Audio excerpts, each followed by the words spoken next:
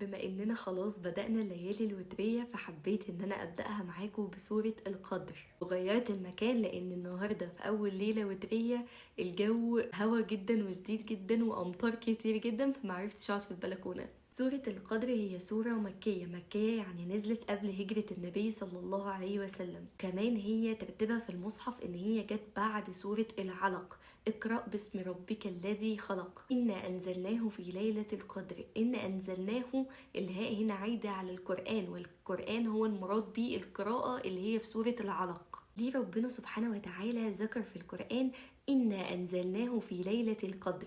ليه قال إن دي عايدة على جمع؟ هي فعلا عايدة على جمع، ولكن جمع لصفات ربنا سبحانه وتعالى، لأن القرآن بيحتاج لعلم، بيحتاج لحكمة، بيحتاج لقدرة. فهنا ربنا سبحانه وتعالى ذكر إنا أنزلناه في ليلة القدر عشان شاملة لصفات ربنا الكتيرة المتعددة. لكن ربنا سبحانه وتعالى لما بيتكلم عن نفسه فبيقول إني أو إنني، اللي هي الصفات الذاتية. إنا أنزلناه في ليلة القدر، قلنا الهاء عايدة على القرآن.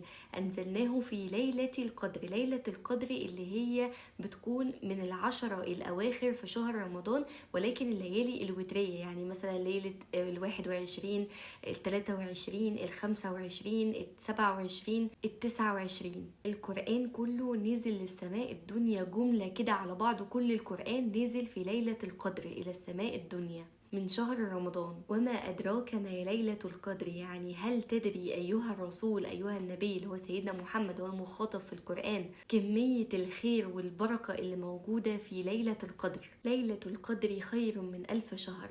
ليلة القدر خير من 1000 شهر، هنا ربنا سبحانه وتعالى بيبين لي قد إيه إن الليلة دي عظيمة جدا، وغير كل الليالي اللي ممكن تمر عليك في السنة. ليلة القدر اللي موجودة في شهر رمضان لازم تستغلها صح، لأن ثوابها لمن قامها إيمانا واحتسابا. فاحنا عايزين العشرة الأواخر دول من شهر رمضان نقيم الليل، نعمل حاجات أعمال صالحة كتير، حتى لو كانت أعمال لينا إحنا لإيماننا إحنا، خاصة بينا وبربنا سبحانه وتعالى.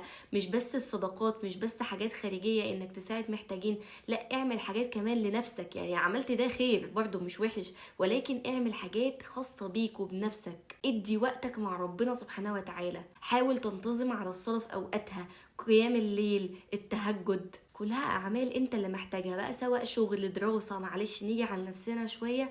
العشر الأواخر من شهر رمضان خصوصا الليالي الوترية نحاول إن احنا نعمل فيها حاجات صالحة كتير. تنزل الملائكة والروح فيها. تنزل الملائكة، ايه ده؟ هو في ملائكة هتنزل الأرض؟ أيوة، في ملائكة بتنزل الأرض في اليوم ده، في يوم ليلة القدر، وهم الملائكة اللي أمور العباد متعلقة بيهم. والروح فيها، هو ايه الروح؟ الروح اللي هو سيدنا جبريل عليه السلام، بإذن ربهم، يعني هينزلوا بإذن من ربنا سبحانه وتعالى، من كل أمر قضاء ربنا سبحانه وتعالى، زي الأرزاق مثلا، توزيع الأرزاق، الأمطار، الحروب، المواليد، الوفيات، كل الحاجات دي الملائكة بتنزل بيها في ليلة القدر.